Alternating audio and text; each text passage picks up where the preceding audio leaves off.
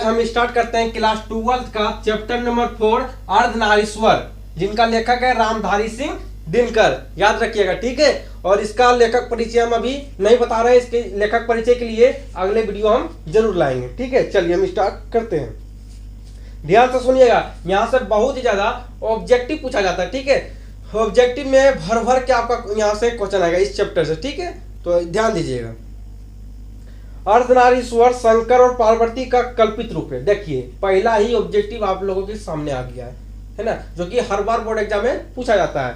अर्धनारीश्वर जो होता है वो शंकर और पार्वती का कल्पित रूप होता है। पूछा जाता है एग्जाम में कि अर्धनारीश्वर जो होता है किसका कल्पित रूप होता है, तो शंकर और पार्वती का कल्पित रूप होता है, ठीक है। ये पहला आपका ऑब्जेक्टिव था, ठीक है। चलिए उसके बाद, जिसका आधा अंग पुरुष का और आधा अंग नारी का होता है। जिसका आधा अंग पुरुष का और आधा अंग नारी का होता है, ठीक है। एक ही मूर्ति के दो आंखें, एक रसमयी और दूसरी विकराल। एक ही मूर्ति की दो भुजाएं, एक त्रिशूल उठाए और दूसरी की पहुंची पर चूड़ियां और उंगलियां अलकतक से लाल। एवं एक ही मूर्ति के दो पांव, एक जरीदार साड़ी से आवृत और दूसरा बागवर से ढका हुआ। कहने का मतलब यह है कि मुख्य रूप से ये चैप्टर में रामधारी सिंह दिनकर जी जो है नारी के बारे में बता रही है, नारी के बारे में बता रहे हैं। ये बता रहे हैं कि किस प्रकार जो है शंकर और पार्वती, आधा अंग जो तो शंकर जी का होता है, आधा अंग जो तो पार्वती जी का होता है ना। आधा अंग जो तो जो है शंकर जी का बाघ के छाल के द्वारा उनका ढका हुआ है, तो आधा अंग जो है उनके साड़ियों के द्वारा पार्वती जी का ढका हुआ है ना। उनके हाथ में त्रिशूल है, एक हाथ में जो होता है वो त्रिशूल है, एक हाथ में जो है त्रिशूल है, तो एक हाथ में जो तो अलता से जो है रंगा हुआ है, ठीक है। अंगुलियां जो तो वो उनकी अलकत मतलब होता है आलता, ठीक है, आलता होता है, ठीक है। मूर्ति के दो पांव, एक ही मूर्ति के दो पांव, एक जरीदार साड़ी से आवृत और दूसरा बागवर से ढका हुआ, ठीक है। एक हाथ में डमरू, एक में बीना परम उदार, एक नयन में गरल, एक में संजीवन की धारा। जटाजूट में लहर पुण्य की शीतलता सुखकारी। बलचंद्र द्विपद त्रिपुंड पर बलिहारी, ठीक है। ये आप पढ़ लीजिएगा, ठीक है। ये उसमें कुछ दिया नहीं है। स्पष्ट ही या कल्पना शिव और शक्ति के बीच पूर्ण समन्वय दिखाने को निकाली गई है। सही बात है। ये शंकर और पार्वती के बारे में बता रहे हैं, है ना। ये बता रहे हैं रामधारी सिंह जो है ये बताना चाह रहे हैं कि किस प्रकार नारी को भी अधिकार मिलना चाहिए, है ना। पुरुष में यदि नारी का गुण आ जाता है तो जो है वह कोई गलत बात नहीं है। यदि नारी में पुरुष का गुण आ जाता है तो ये कोई गुनाह नहीं है, ये कोई गुनाह नहीं है, आना चाहिए। वही साबित करके दिखा रहे हैं, देखो वही साबित करके दिखा रहे हैं कि जब शंकर जी में पार्वती का रूप आ सकता है और पार्वती जी में शंकर का रूप आ सकता है, तो आप लोग में क्यों नहीं आ सकता है, आप लोग में क्यों नहीं आ सकता है। किंतु इसकी सारी व्यापत्तियां वही तक नहीं रुकती। अर्धनारीश्वर की कल्पना में कुछ इस बात का भी संकेत है कि नर नारी पूर्ण रूप से समान है। नर नारी पूर्ण रूप से समान है, इनकी कहने का मतलब यह है कि शंकर और पार्वती के इनकी इस सभी चीजों को देखने के बावजूद रामधारी सिंह दिनकर जी ये बताते हैं कि कहने का मतलब यह कि नारी का भी उतना ही अधिकार है जितना पुरुष का है, जितना नर का है। अर्धनारीश्वर की कल्पना में कुछ इस बात का भी संकेत है कि नर नारी पूर्ण रूप से समान है। नर नारी जो होता है वो पूर्ण रूप से क्या है, तो वह समान है एवं उनमें से एक के गुण दूसरे के दोष नहीं हो सकते। अर्थात नरों में नारियों के गुण आए तो इससे उनकी मर्यादा हीन नहीं होती। यदि नर में नारी का गुण आ जाए तो क्या उससे जो है मर्यादाहीन नहीं होता है, बल्कि उनकी पूर्णता में वृद्धि होती है। किंतु पुरुष और स्त्री में अर्धनारीश्वर का ही रूप आज कहीं भी देखने को नहीं मिलता है। कहने का मतलब यह है कि अभी के समय में रामधारी सिंह दिनकर जी कहते हैं कि अभी के समय में पुरुष और स्त्री में जो होता है वो अर्धनारीश्वर का कल्पित रूप देखने को नहीं मिलता है, ठीक है। अर्धनारीश्वर का कल्पित रूप जो है अभी के जमाने में जो है नर और नारी में देखने को नहीं मिलता है। संसार में सर्वत्र पुरुष है और स्त्री स्त्री है। नारी समझती है कि पुरुष के गुण सीखने उसके नारित्व में बट्टा लगेगा। इसी प्रकार पुरुष भी स्त्रियों का गुण अपनाकर समाज में स्त्रैण कहलाने से घबराता है। स्त्री और पुरुष के गुणों के बीच एक प्रकार का विभाजन हो गया है तथा विभाजन की रेखा को लांघने में नर और नारी दोनों को भय लगता है। ठीक है, किंतु ऐसा लगता है कि गुणों का बंटवारा करते समय पुरुष ने नारी से उसकी राय नहीं पूछी। पुरुष ने नारी से उनकी राय नहीं पूछी थी, है ना। अपने मन से उसने जहां चाहा नारी को बिठा दिया। स्वयं तो वह वृक्ष बन बैठा और नारी को उसने लता बना दिया। स्वयं तो वह वृत्त बन गया और नारी को उसने काली मान लिया। तब से धूप पुरुष और चांदनी नारी रही है। ग्रीष्म नर और वर्षा माधा रही है। विचार पति और भावना पत्नी रही है। याद रखिएगा, विचार पति तो पत्नी क्या है? पत्नी जो था वह भावना है। यहाँ से क्वेश्चन पूछा जाता है। ठीक है, जहां भी कर्म का कोई क्षेत्र है, अधिकार की कोई भूमि है और सत्ता का कोई सीधा उस पर कब्जा नारी का नहीं नर का माना जाता है। नर है विधता का मुख तंतुवाय जो वस्त्र बुनकर तैयार करता है। नारी का काम उस वस्त्र पर छींटे डालना है। नर कुदाल चलाने वाला बलशाली किसान जो मिट्टी तोड़कर अन्न उपजाता है। नारी का काम दोनों को उछालना पहुंचाना है। नर है नदियों का वेगम प्रवाह। नारी उसमें लहर बनकर उड़ती गिरती रहती है। चलिए इतना हम आपको अब समझाते हैं। ठीक है, थोड़ा सा पानी पी लेते हैं।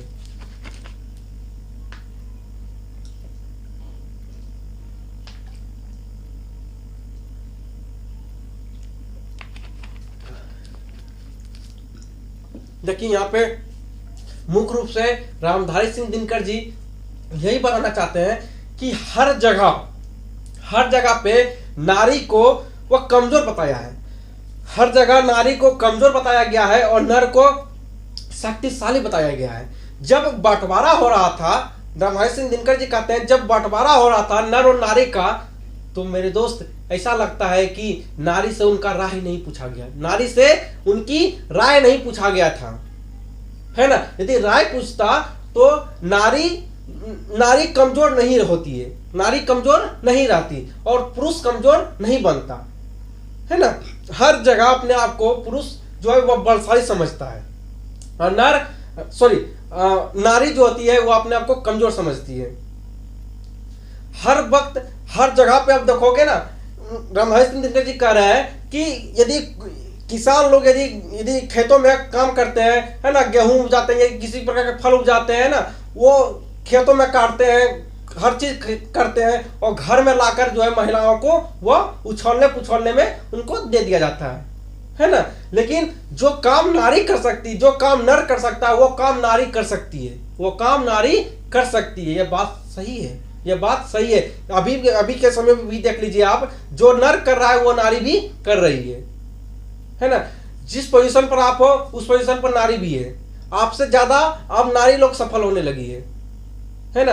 तो हमेशा नारी को कमजोर बताया गया, हर जगह पे कमजोर बताया गया है और पुरुष जो है अपने आप को बलशाली बताया गया है। पुरुष अपने आप को बलशाली जो है बताता है हर जगह पे। ठीक है, तो क्या क्या बहुत सारा चीज बताता है। ठीक है, क्या क्या बताता है, तो यहाँ पे पहला तो वो बोलता है ग्रीष्म नर है। ग्रीष्म क्या है? ग्रीष्म जो होता है वो नर है। ग्रीष्म अपने आप को, नर जो है वो अपने आप को ग्रीष्म कहता है। और वर्षा कौन है? वर्षा माधा है। वर्षा माधा यानी कि अपने आप को हर जगह बलशाली वो बताया, अपने आप को हर जगह बलशाली वो बताया है ना।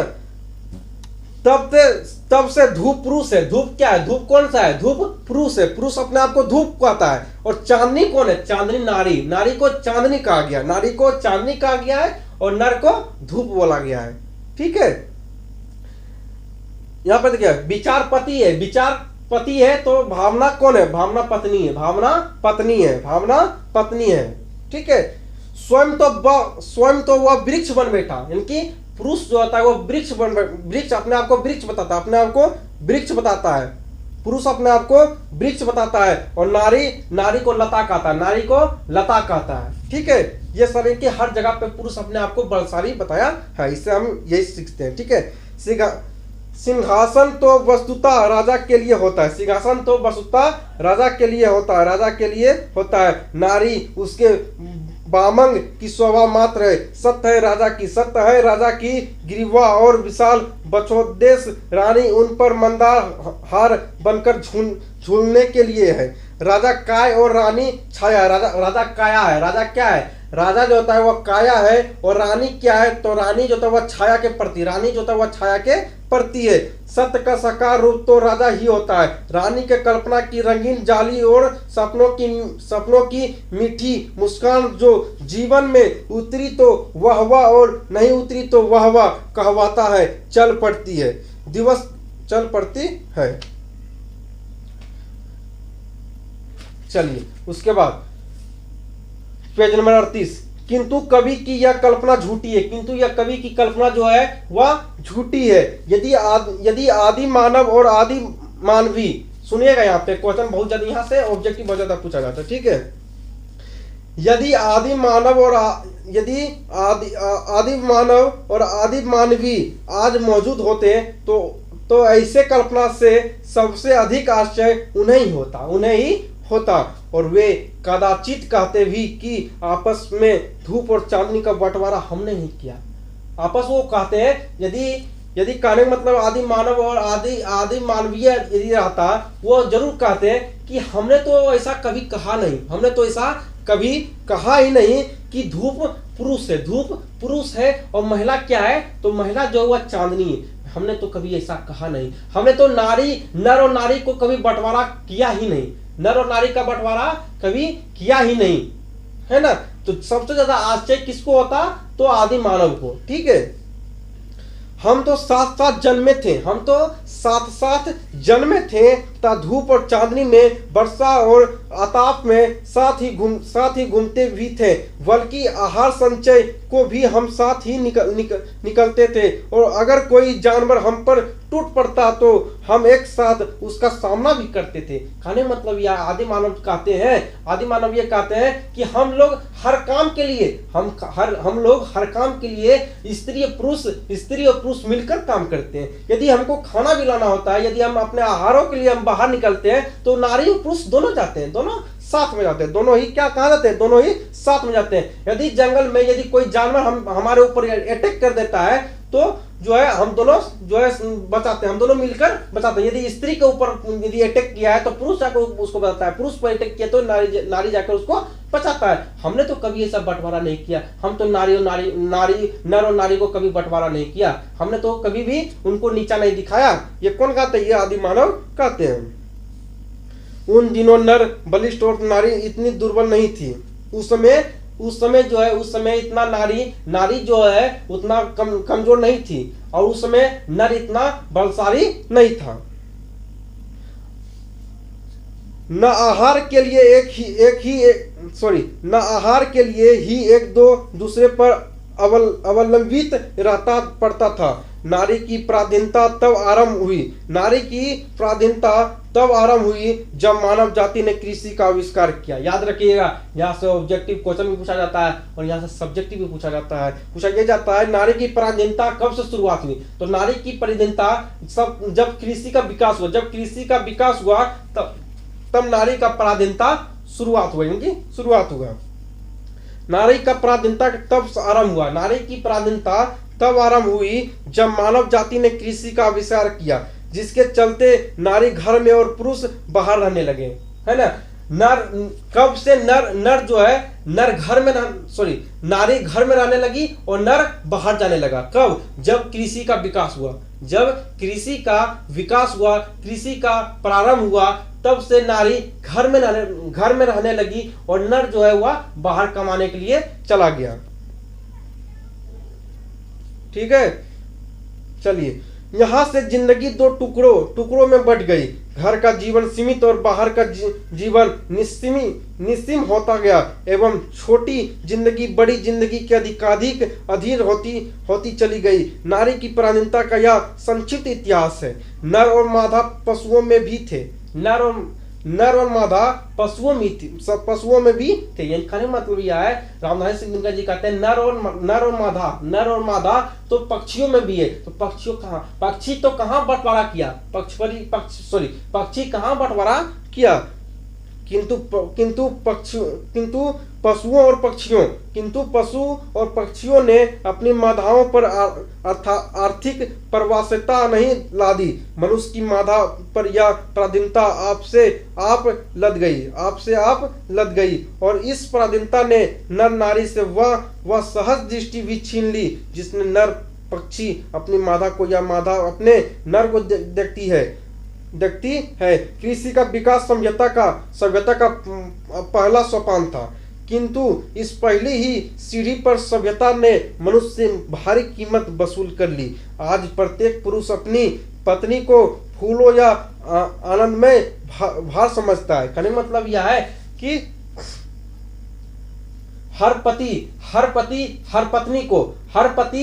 पत्नी को फूलों की तरह वह हार समझ बैठा है। फूलों की तरह वह समझ बैठा है। प्रत्येक पत्नी अपने पति को बहुत कुछ उसी दृष्टि से देखती है जिस दृष्टि से लता अपने वृक्ष को देखती है। इस पराधीनता के कारण नारी अपने अस्तित्व की अधिकारिणी नहीं रही। उसके सुख और दुख, प्रतिष्ठा और अप्रतिष्ठा, यहाँ तक कि जीवन और मरण पुरुष की मर्जी पर टिकने लगे। कहने मतलब यह है कि जब से नर और नारी का बंटवारा हुआ, तब से मेरे दोस्त तब से क्या हुआ, तब से ये हुआ कि नारी का सुख और दुख जो है वह किसके ऊपर डिपेंड करने लगा, तो नर के ऊपर डिपेंड करने लगा, है ना, नर के ऊपर डिपेंड करने लगा। ठीक है, सुख और दुख जो उसी के ऊपर निर्भर करने लगा। ठीक है, जीवन और मरण जो है अब सब जो है नर के ऊपर डिपेंड करने लगा। ठीक है, उसका सारा मूल इस बात पर जा ठहरा कि पुरुषों को उसकी कोई आवश्यकता है या नहीं। इसी से नारी की पद मर्यादा प्रवृत्ति मार्ग के प्रचार से उठती और निवृत्त मार्ग के प्रचार से गिरती रही है। जो प्रवृत्त मार्ग हुई उन्होंने नारी को गले से लगाया, जो पवित्र मार्ग हुई उन्होंने नारी को गले से लगाया, क्योंकि जीवन से वे आनंद चाहते थे और नारी आनंद की खान थी। खाने मतलब यह है कि नर जो है नारी से प्रेम इसलिए करता है क्योंकि नर जो है वह क्या है, नर जो है वह यहाँ पे लिखा हुआ, नर जो है वह आनंद का क्या है, आनंद का वह एक खजाना है, आनंद का वह खजाना है। किंतु जो निवृत्त मार्ग निकले उन्होंने जीवन के साथ नारी को भी अलग ढकेल दिया, क्योंकि नारी उनके किसी काम की चीज नहीं थी। प्राचीन विश्व में जब व्यक्तित्व मुक्त की खोज मनुष्य जीवन की सबसे बड़ी साधना मानी जाने लगी, तब झुंड के झुंड विवाहित लोग संन्यास लेने लगे और उनकी अभागिनी पत्नियों के सिर पर जीवित वेद का पहाड़ टूटने लगा। जरा उन आंसुओं की कल्पना कीजिए जो उन अभागिनियों की आंखों से बहते होंगे, जिनके पति परमार्थ लाभ के लिए उनका त्याग कर देते थे। जरा उस बेबसी को भी ध्यान में लाइए जो इस अनुभूति से उठती होगी कि आखिर जो संन्यास लेता है वह निष्ठुर है, कायर है और कठोर नहीं बल्कि पुण्यता साहसी और शायद सबसे बड़ा वीर है। और हाय रे नारी जो इन परिस्थितियों से हारकर स्वेच्छा अपने आप को सचमुच ही पुण्य की बाधा और पाप की खान मानकर पछाड़ खाकर रह जाती है। खाने का मतलब यहाँ पे ये है कि हर जगह पे नारी को जो है कमजोर बताया गया। किसको, तो नारी को हर जगह जो है कमजोर बताया गया है ना। रामधारी सिंह दिनकर यही बताना चाहते हैं कि हर जगह नारी को कमजोर बताया गया है और नर अपने आप को बलशाली समझता है, बलशाली बताया है, ठीक है। और नर को जो है नारी जो है नर जो है नारी को जो है अपना जो है वह आनंद की चीजें वो समझता है, आनंद के वह चीजें समझता है ना। तो ये नारी के ऊपर, हालांकि ये नारी के ऊपर पूरी जो ये कहानियां डिपेंड है ना, पूरी कहानियां उसी के ऊपर जो है आधारित है। और इस कहानियां में हम बहुत सारे चीज सीखने के लिए भी मिलेगा। ये आपका पार्ट 1 वीडियो है, पार्ट 2 वीडियो में मिलते हैं।